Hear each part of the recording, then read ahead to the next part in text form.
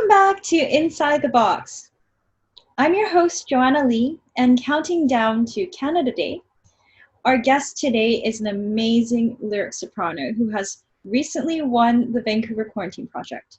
She was also featured on CTV for performing in an outdoor neighborhood quarantine concert and has recently launched 2 podcasts, one of which is called High Notes, Opera Edition.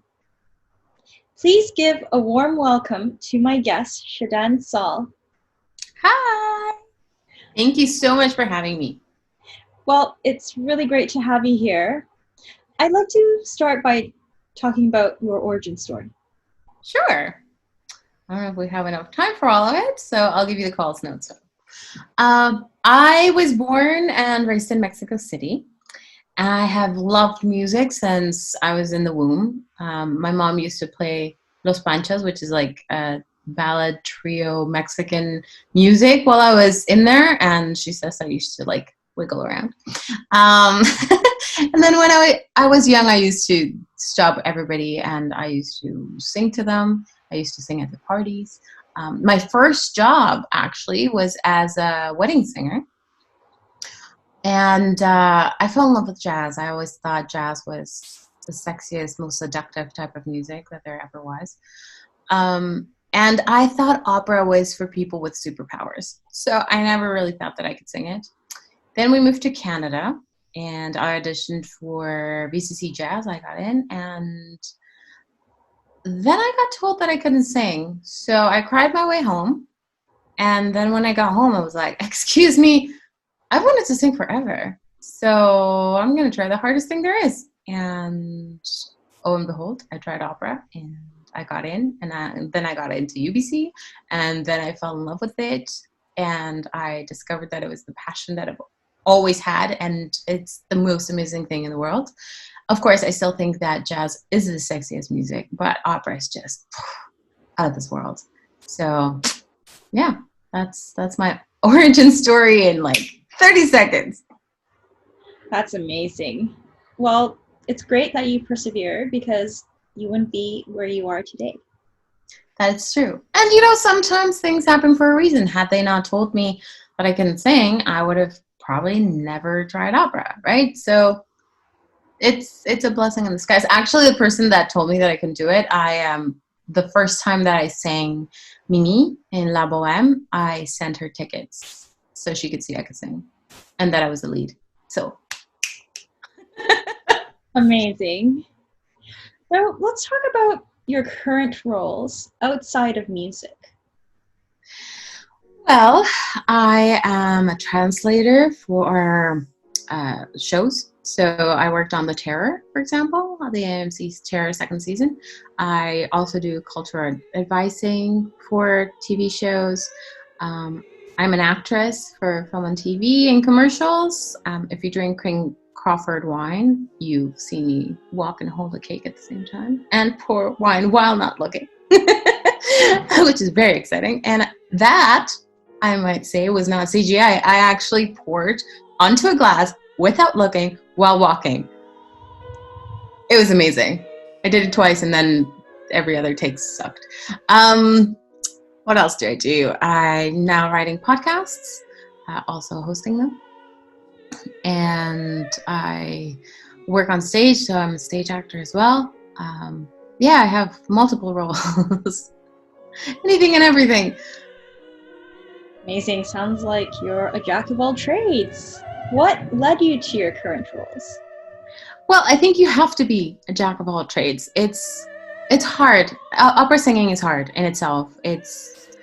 If you can do anything else and if you want to do anything else with your life, do it. And there's a reason why everybody in the opera industry says that. It's because it's hard. It's so difficult. There's not enough jobs. And, it really also depends on where you are in the world. And our corner of the world, even though we have Vancouver Opera and they're great, it's not a lot. I mean, how many people get cast as leads in a production, right? 8? Tops, maybe.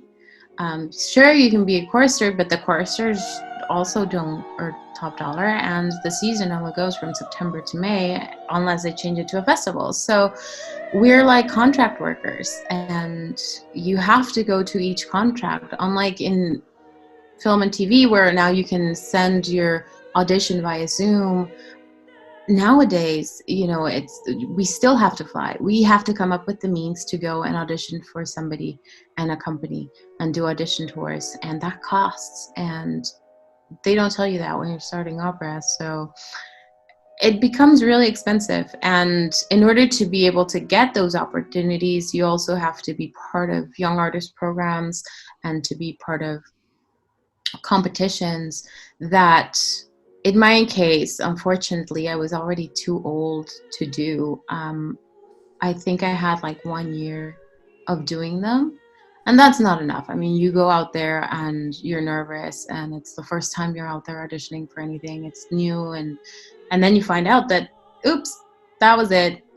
The Mets, for example, I did the Mets until I was 30, and that every year I would get told how great I was, but they never put me through. And every year it was like, next year, next year. And then I got to 30 and I was like, well, there's no next year. And they were like, oh, we should have put you through. And I was like, yeah, you should have. Should have, could have, would have. So, I mean, it's great to go and do them because they give you experience. But it is also difficult because a lot of the times big companies look at that resume. And if you don't have some of those programs under your belts, they don't look at you the same way. That doesn't mean that it's not possible and that you're out of options and that you're never going to have your dream happen. That just means that the road is going to be different and that it's going to be the less traveled one. It just means that you're maybe going to have to hustle more, and sometimes mystery on your side is a good tool. It's a good thing to have because it gives you life experience.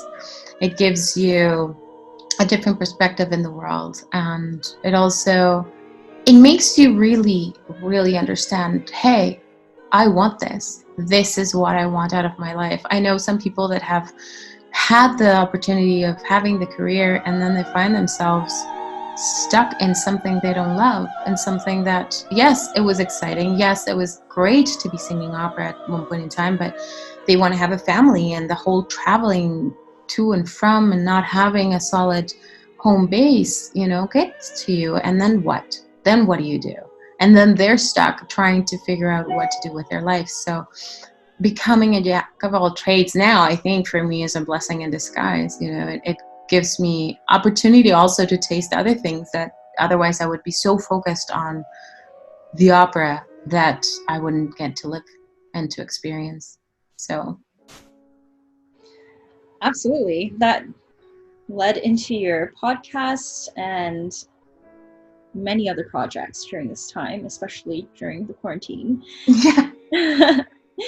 I'd like to know more about your podcast. Can you please explain to the audience? Sure, I would love to. Hey, audience, go and subscribe to my podcast. So I have two podcasts. The first one's called Once Upon a Legend, and I love fairy tales. I know I'm grown up, but I love fairy tales, and I love finding out the real version of the fairy tales, that when, you watch Disney, you're like, oh, that's so pretty. And then you find out that, for example, I don't know, Snow White was a lot more gruesome than we actually know, or Hansel and Gretel. They used to eat their children. It's not just the witch. So, it's really interesting, and I think there's something to be said about magic and how it comes up in every culture, and every person has had a sort of explanation for something unnatural happening to them. There's always this like magic and this mysticism in any culture, and everybody's can feel it. Even if we can't see it, we can feel it, I think. And nowadays I find we're so focused on our differences that I wanted to bring something that kind of wove through, and that allowed us to really understand one another better. And what better way to do it, I think, than through stories, and understanding how we grew up and with what ideals and morals. And it's really cool because with each story, you find out that respect, that love and kindness, that mercy, that family are all things that we share. And it doesn't matter what culture, where you come from, they're constants. So I'm really excited about that podcast, but I think I'm even more excited about the one called High Notes. And it had to be High Notes Opera Edition because there is another one that deals with getting high. So don't go listen to that one. That's not mine. Mine is the one with opera behind it. Just so you all know. But yeah, so I think, part of me thinks that a lot of people think the way that I used to think that opera was for people with superpowers and not so relatable, but it's not. On the contrary, it's super relatable.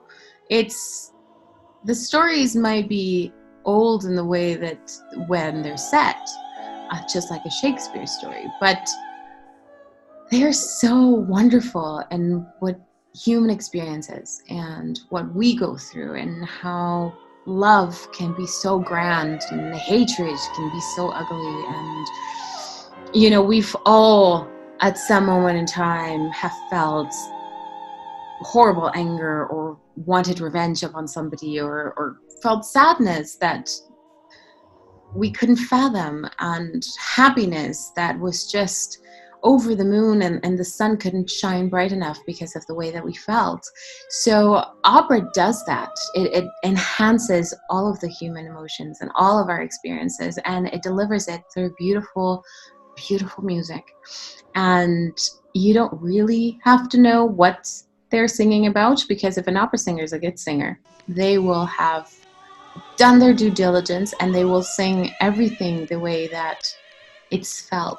So if they do a piano or forte in anguish, it will sound different than if they do it because it's a whisper or some other reason, And of course, it's great if you know what they're talking about. It enhances the experience. I'm not saying don't. It's fine if you don't, but don't be intimidated by it. So I wanted to close that gap and help people come on down and listen more to something that I truly adore. Absolutely. What would you say are some of the operas that would facilitate beginners? Oh, Bohème. Bohème is like, please go watch it. It's like Rent, but better. It is Rent, but better. Don Giovanni, Magic Flute, Tosca, Pagliacci. Pagliacci is fabulous because it's short and it's just like the entire time. It's so good. Yeah, and there's some contemporary operas too that are really good. I think just give opera a try. Just make sure that it's not super long. Just because if it's your first opera, you don't want to be, starting off with Shakespeare, you wouldn't when you're reading. So it's the same with opera. I agree with you. I watched Don Carlo, and that was the longest opera. Yes, that is a meal, woman. That's like, I'm going to start with a light snack. Yes, a turkey dinner would sound great. Thankfully, the next day was Carmen. Oh, good. Yeah, Carmen is fabulous as well. Absolutely. So, what inspired you most during this quarantine?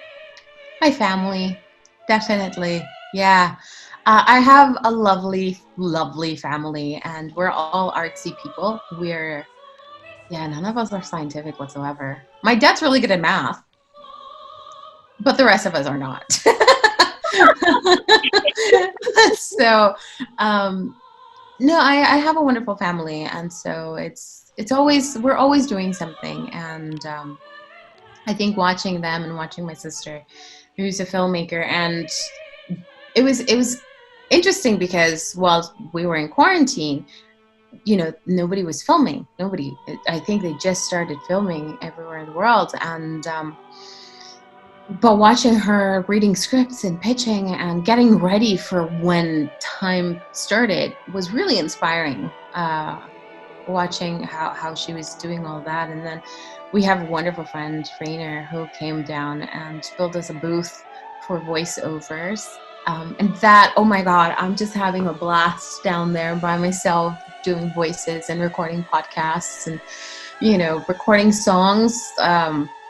I recorded a cover for But Beautiful, which is one of my favorite jazz tunes ever written. And it was so much fun. So I was just finding things that I really love and that I, for one reason or another, I hadn't had the time to really, do any of them just because the life was getting in the way. And I think COVID was a blessing in disguise. We all got a little bit of extra time, maybe a little bit more than we wanted, but Absolutely. but it was good, 100% right. This is also what inspired Inside the Box. I'm glad it did. As a well-rounded performer, what would you advise young musicians who want a career in voice? I think if you want a career in voice, you have to get a good teacher. Like, that's hands down the most important thing. If you're a teacher, if you feel that you can't communicate with them, or if you feel like you're losing notes, be it top notes or bottom notes, if you have questions and they look at you like you're a retard, change teachers. Change teachers. You don't have time. You might be young, but you don't have time. Time is so fleeting. Learn an instrument. Piano. Learn piano. Just go and learn piano. Don't be like me and say, I'm never gonna need it. Yes, you will. Definitely. Be curious. Be curious. Be more curious about your scores. Even if you don't play the instrument, even if all you do is play the melody line, play that line without the words. What do you hear? Does it make sense with what you're saying? What are you saying? Why are you saying that? Find the relationships within that libretto. Why do they have that relationship? Why is your character written the way that it is? And how do you see it? How do you portray it? And find a reason. Find your reason. It's wonderful to have so many beautiful artists that have recorded these pieces, but none of them will be you. And none of them will have your experience, and none of them will be able to see the piece and feel the piece the way that you do. And it's perfectly valid to feel and to emote. And yes, of course, we want to honor the composers. But at the same time, we want to honor ourselves and our voices. And I think we don't have the time, nor can we afford anymore in opera to be painted by numbers. We have to make the stories relevant to us, because if they're relevant to us who live in today's world, they're going to be relevant to our audiences. If we keep making them relevant to the past, they're not going to make sense because we don't connect with that. But there's a human story in there, that's a human experience in there that you can connect to it and that you can bring to life. And you're not going to sing, if you're a tenor, una furtiva lagrima, the way that Pavarotti sang it, because you're not Pavarotti. But at the same time, if Pavarotti were alive, he's not going to sing like you, and he's not going to understand it like you, because he's from a different place and he's a different age and he's lived through different things. So we have to learn to give ourselves the validation of our feelings, and the way that we see it is good.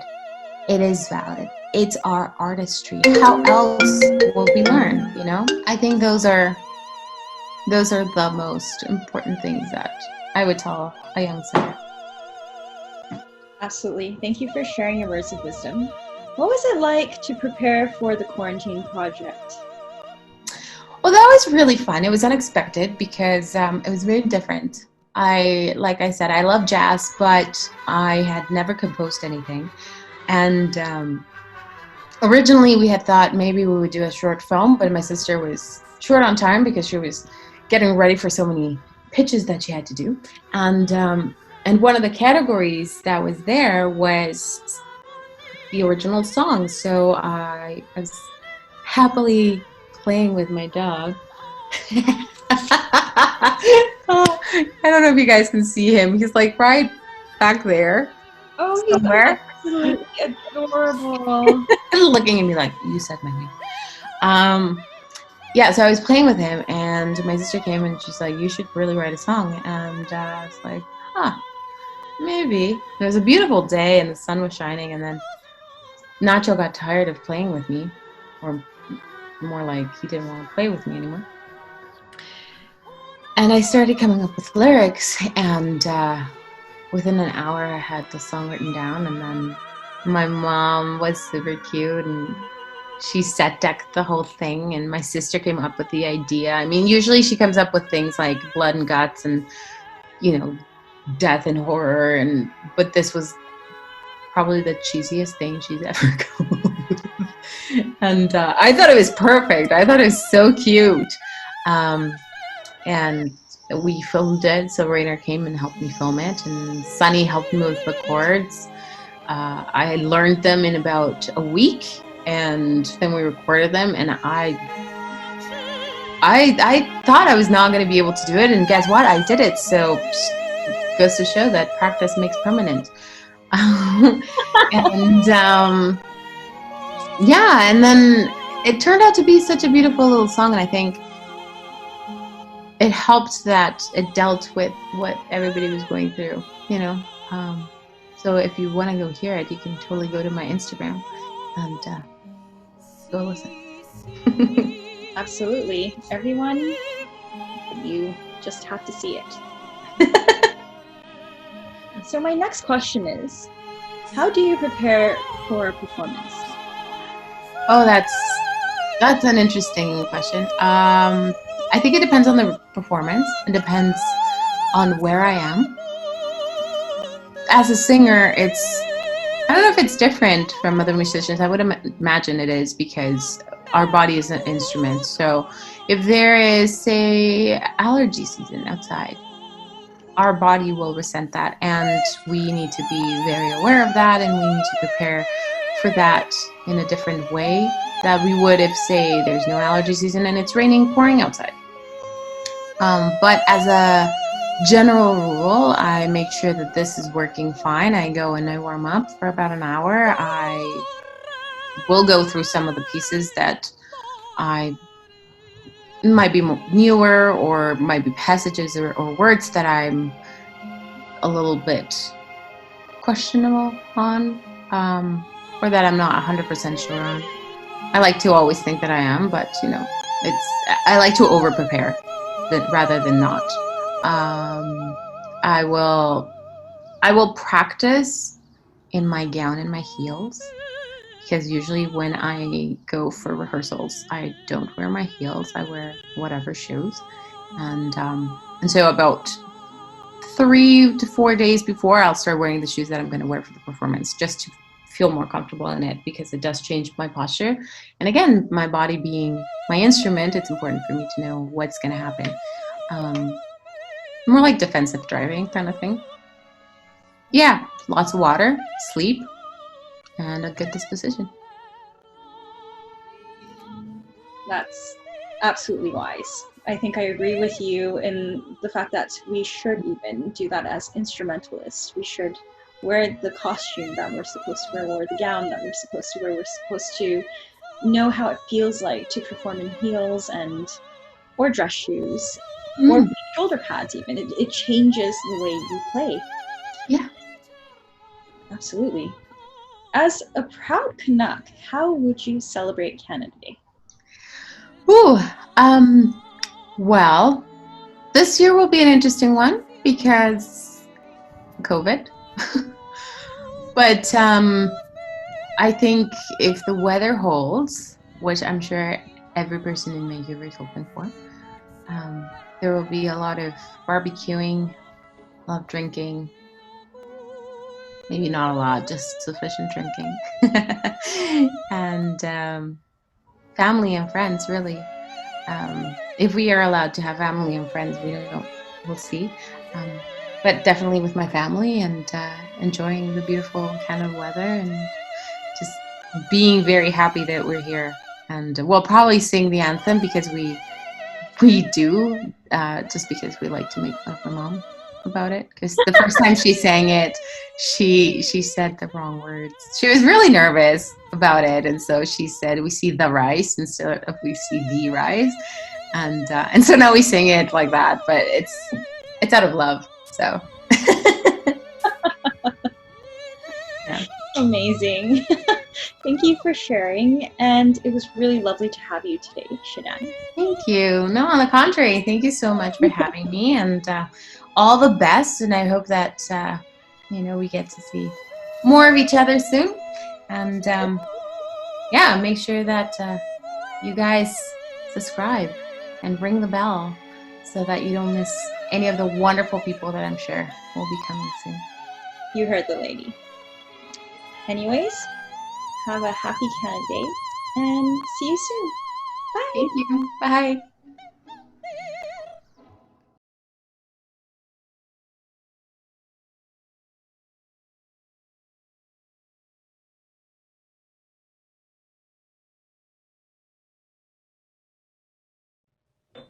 What's wrong, Panda? Oh no, are you sad? Well, you know what always makes me happy is singing. Now, I'm not very good at this piano, but I think we can give it a whirl. What do you think? Okay. Moonlit skies, covered faces, beaming sun, no embraces. I sit here and wait, yet another day rolls on. Sunbeam glow, smiles are fading, all the world sits and waits as we all stand apart, waiting for things to start again. Love will arrive as we all unite, for the world is renewed. It belongs to me and you. Let the fighting just cease. Let us be friends and just kiss like moonlit skies, smiling faces, as the world now embraces. We all sing along to a new smiling dawn of love.